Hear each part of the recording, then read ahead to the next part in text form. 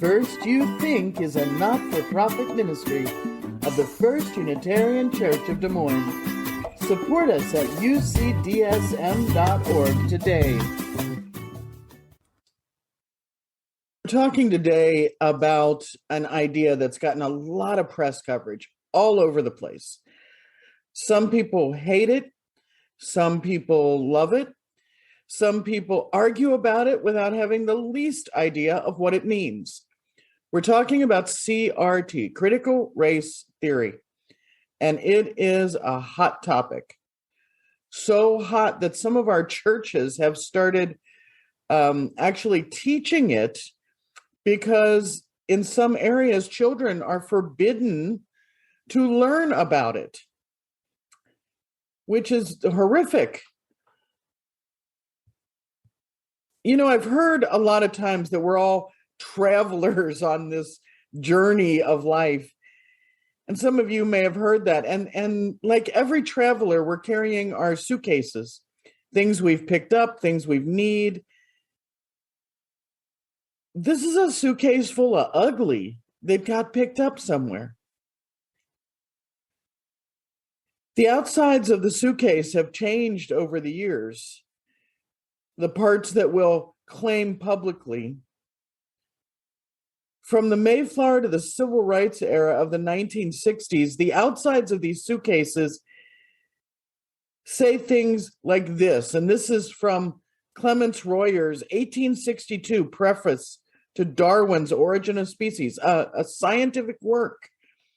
Royer said, "The races are not distinct species, but quite unequal varieties."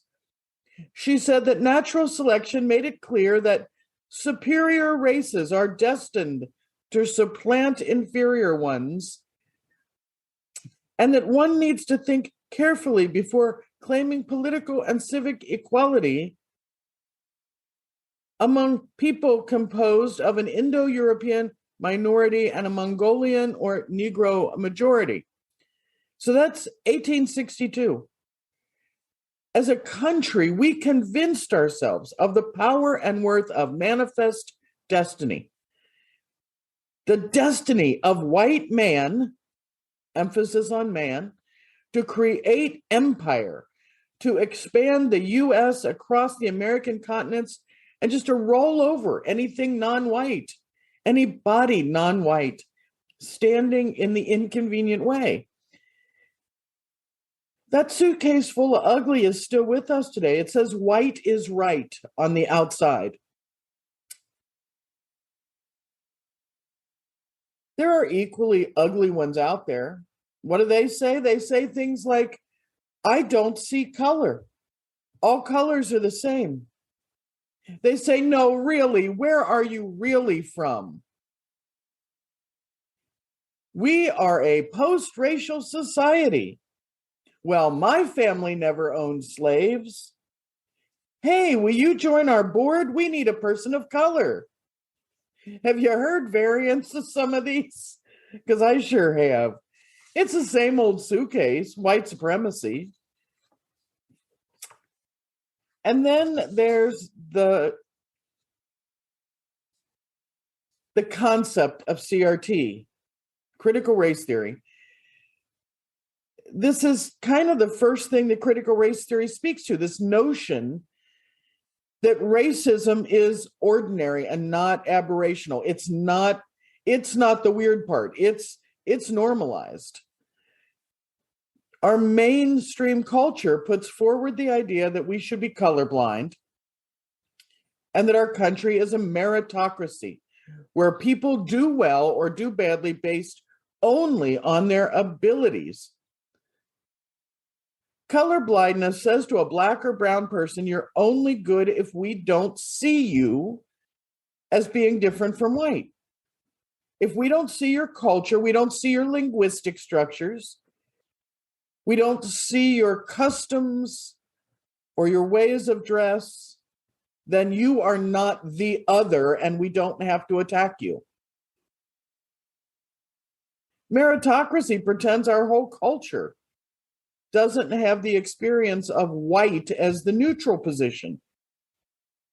And it ignores the fact the powerful only give up power when it benefits them. And in America today, the powerful are white.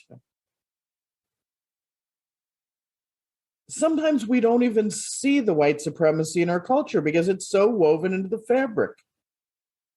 Now, I know there are people sitting here who think, well, I don't discriminate. I'm not a racist. I believe you. I completely believe you. You don't. But our culture does. And if you want some examples, here's just the smallest baseline. What color is a flesh tone bandage? If you went to a hotel, would the shampoo and conditioner work on your hair? Because they sure don't on my Middle Eastern hair. They're meant for white people. Is the food you eat in a special section marked either ethnic or by country? Can your kid turn on a television and immediately see people who look like them and talk like them and have their experience? Do you see those people as doctors and nurses and lawyers? Or are they always the sassy sidekick or the maid? Can you or your child wear your hair naturally to work or school? Or do you have to process it chemically so it doesn't violate a dress code? The best quote I ever heard was that at best, our overall culture is willing to allow everyone a chance to act white. Now, we talk about this in the UUA, in different churches, and it's sort of like being white is like playing a video game on the average setting. You have battles to fight, but you can see the game map and you have 5 lives and a sword. Being white means you get the benefit of the doubt. Now, the second part of critical race theory is called interest convergence. Dr. Nicholas Daniel Hartleb writes, Derek Bell's 1980 theory of interest convergence is a critical component of CRT. Common sense beliefs are formulated by the majority, status quo. The beliefs created by the majority, the haves, oppress minority groups, the have-nots, and the have-too-littles. Interest convergence is the notion that whites will allow and support racial justice progress to the extent that there's something positive in it for them, or a convergence between the interest of whites and non-whites. CRT focuses on informing the public how certain stories act and serve to silence and distort entire enclaves of people and cultures, typically people of color. The third pillar of CRT is that race is only a construct, and it negatively impacts people of color. What do I mean? I mean that we as a society decide what is race based on things like the infamous 1-drop rule, which said that having 1 drop of black blood made you black. In post-World War II restricted suburbs, European ethnics blended together and called themselves white, while minorities were marked by urban poverty or used and then rejected by programs like the Bracero program or Operation Wetback. Both of these were programs in our country which brought in brown-skinned people to work, and then when they didn't need them, they deported them. Who is black and who is brown, and how do you know? It certainly isn't skin color. How about these actors and musicians of color? Pete Wentz of Fall Out Boy. He's Jamaican in ancestry. Vin Diesel is African American. The Rock is Samoan and black. Jason Momoa, Indigenous Hawaiian. Olivia Munn, Chinese. Keanu Reeves, Indigenous Hawaiian and Chinese. Clark Gable, Black and Native American. Alexander Dumas, the writer of, oh my God, it went right out of my head. Three Musketeers, was Black. St. Augustine was Black. St. Nicholas was Black. Our society decides what race you are based on whether or not you act white. The fourth pillar of critical race theory is the idea of storytelling and counter storytelling. Now, what is this?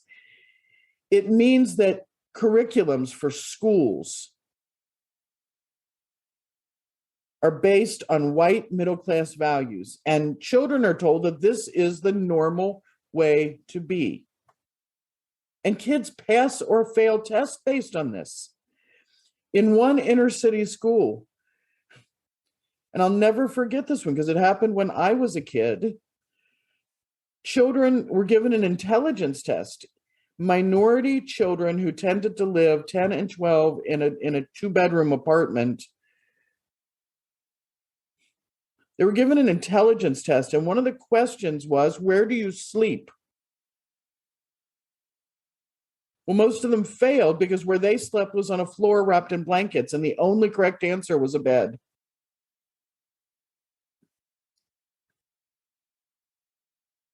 Because of these stories that we tell ourselves about what is normal, counter stories have had to arise to make sure that the experience and values of people who are not what the story is talking about actually get told.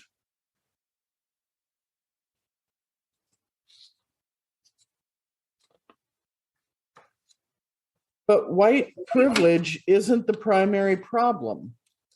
The primary problem is white supremacy. The final piece of CRT is the idea that white people have actually been the recipients of civil rights legislation. The legislation which has made it through has taken us from legal separation of the races to de facto segregation due to white flight to avoid becoming minorities in any area. So those are the 5 parts that make up CRT. Racism is ordinary. The idea of interest convergence. Race is a social construct. The idea of counter storytelling and storytelling. And the ideas that whites have benefited from civil rights legislation. This is the piece that people are fighting to keep children from learning about. This 40-year-old academic theory based on historical facts. It's been called evil, Black Panther indoctrination. That was just 2 weeks ago. And worse, even among our own churches. This isn't a them problem. This is also an us problem. There are a group of UUs who say we can't talk about critical race theory. If we really believe in individual worth and dignity, if we believe in scientific knowledge, then we need to take some time to explore this. You can disagree with it. You can not like a part of it. You can disagree, but understand it. It doesn't say that white people are bad. It says that white supremacy is a suitcase full of ugly, and we can just put it down and do better. It's time to grow and to change our lens and to center liberation. And CRT says there's faith that the world can be better. We can make this change. In the words of Bernice Johnson Reagan, we who believe in freedom cannot rest. We who believe in freedom cannot rest until it comes, until the killing of Black men, Black mothers' sons is as important as the killing of white men, white mothers' sons. We who believe in freedom cannot rest. And I think that's true. But I think we have the ability to put down that suitcase. We have the ability to learn from the past and to lean into the future and to do the work and to live up to our principles. We've got this. Amen.